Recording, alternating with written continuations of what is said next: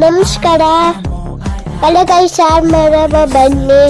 First ಕಾಯಿ ತೊಳ್ಕೋಬೇಕು, ಕೈಯೆಲ್ಲ ಶುಂಠಿ ಹಾಕ್ಬೇಕು, ಹಾಗೆ ಕಾಯಿ ಹಾಕಬೇಕು, 2 ಈರುಳ್ಳಿ, ಶುಂಠಿ ಬೆಳ್ಳುಳ್ಳಿ, 1 ಟೊಮೆಟೊ, ಚಕ್ಕೆ ಲವಂಗ, 3 ಸ್ಪೂನ್ ಖಾರ ಪುಡಿ ಆರಿಸ್ಕೊಳ್ಬೇಕು. ಕುಕ್ಕರ್ಗೆ ಎಣ್ಣೆ ಹಾಕಬೇಕು.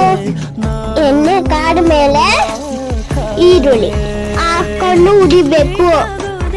ಕಡಲೆಕಾಯಿ ಹಾಕಬೇಕು.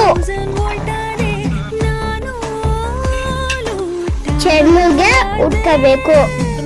ಆ ಶೀರ ಕಾಳು ಹಾಕಬೇಕು, ಮಿಕ್ಸ್ ಮಾಡಬೇಕು. ಬದನೆಕಾಯಿ ಆಲೂಗೆಡ್ಡೆ ಹಾಕ್ಬೇಕು. ನೀರು ಹಾಕ್ಬಿಟ್ಟು ತುಂಬಾ